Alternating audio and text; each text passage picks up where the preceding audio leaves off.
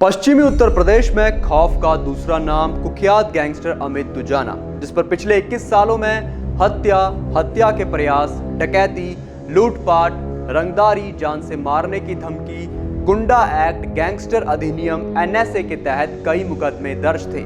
उस अनिल दुजाना को बीते दिनों यूपी पुलिस ने एनकाउंटर में मार गिराया।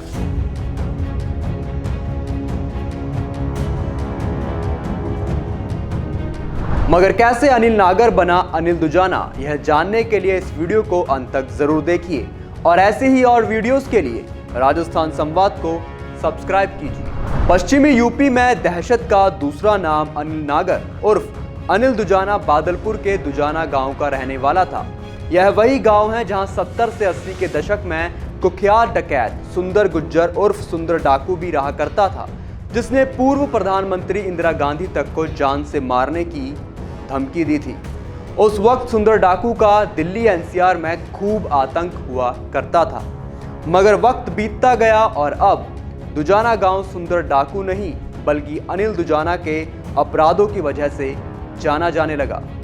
अनिल दुजाना साल 2000 से पहले नोएडा के सुंदर भाटी के लिए अवैध सरिया के कारोबार का काम करता था, लेकिन धीरे धीरे उसके अंदर अपराध की दुनिया में नाम कमाने की महत्वाकांक्षा बढ़ती चली गई और इसके चलते उसकी कारोबार में हिस्से को लेकर सुंदर भाटी से अनबन हो गई, जिसके बाद दोनों अलग हो गए और अनिल दुजाना नरेश भाटी गैंग के साथ काम करने लगा।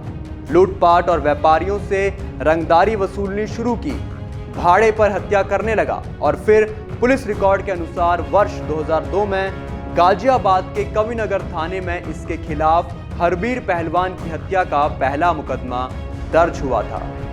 मगर 8 मार्च 2004 को आपसी दुश्मनी के चलते सुंदर भाटी ने नरेश भाटी की हत्या कर दी, जिसके बाद नरेश भाटी गैंग की कमान उसके भाई रणपाल भाटी ने संभाली। रणपाल भाटी ने भाई की मौत का बदला लेने के लिए अगले साल 2005 में सुंदर भाटी के भतीजे लाला फौजी की हत्या कर दी, मगर इस वारदात के बाद साल 2006 में रणपाल भाटी खुद भी बुलंदशहर पुलिस द्वारा एनकाउंटर में मारा गया। रणपाल भाटी के मारे जाने के बाद अब नरेश भाटी गैंग की कमान नरेश भाटी के छोटे भाई रणदीप भाटी एवं उसके भांजे अमित कसाना ने संभाल ली।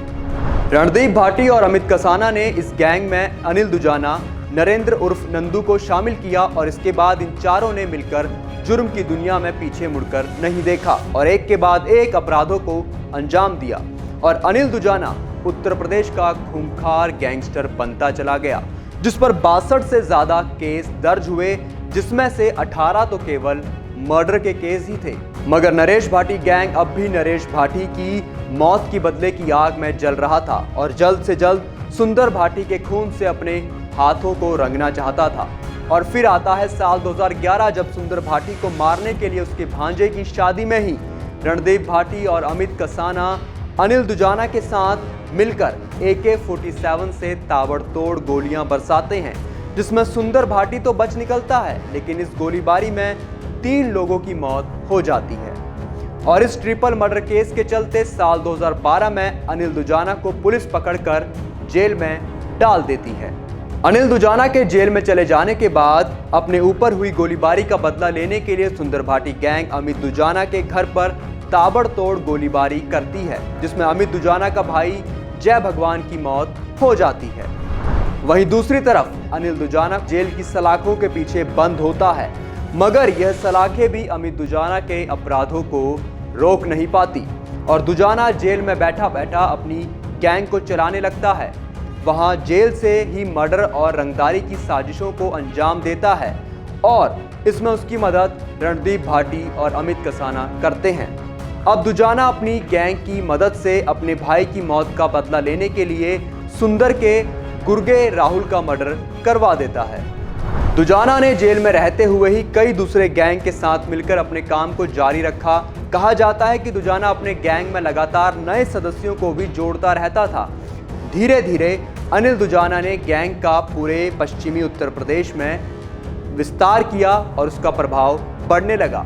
गैंग का विस्तार करने के दौरान फरवरी 2019 में अनिल दुजाना ने सूरजपुर कोर्ट में बागपत की पूजा से सगाई भी की थी और फरवरी 2021 में जमानत पाकर बाहर आकर पूजा से शादी भी की थी मगर कुछ लोग इस शादी को मजबूरी का नाम भी देते हैं, क्योंकि दुजाना की पत्नी पूजा के पिता लीलू का बागपत में राजकुमार से 40 बीघा जमीन को लेकर विवाद चल रहा था।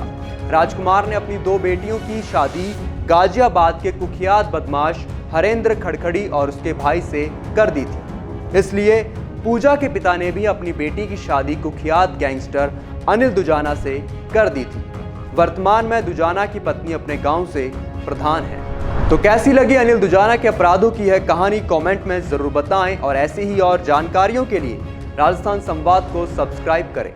सालों से अगर कोई दर्द आपको परेशान कर रहा है और हजारों कोशिशों के बाद भी उसका इलाज नहीं हो पा रहा, तो अब आपकी इस परेशानी का इलाज मिल गया है, और वो भी बिना किसी दवा, ऑपरेशन या इंजेक्शन के। यहाँ आपका इलाज किया जाएगा आधुनिक मशीनों के द्वारा। गंगापुर सिटी के श्री बालाजी आरोग्य हेल्थ केयर हजारों पेशेंट्स के विश्वास और भरोसे के आधार पर आज ये कह सकता है कि यहाँ पर आप अपने हड्डी और नस संबंधित रोग के साथ आ जरूर मायूस सकते हो, लेकिन इलाज के बाद जब आप जाएंगे तो बिल्कुल स्वस्थ और खुश होकर जाएंगे। हमारे यहाँ रीढ़ की हड्डी, नस ब्लॉकिंग, लकवाग्रस्त और जन्मजात बच्चों का संपूर्ण और सफल इलाज किया जाता है।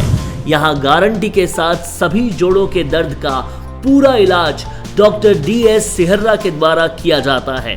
श्री बालाजी आरोग्य हेल्थ केयर की सफलता की कहानी के साक्षी कई समाचार पत्र और मैगजीन्स भी बनी हैं। तो अब दर्द में और मायूस ना हो, क्योंकि अब उसका निवारण संभव है। बस आपको याद रखना है एक ही नाम, श्री बालाजी आरोग्य हेल्थ केयर, न्यू सदर थाना, पार्थ होटल के पास, बाईपास रोड, गंगापुर सिटी।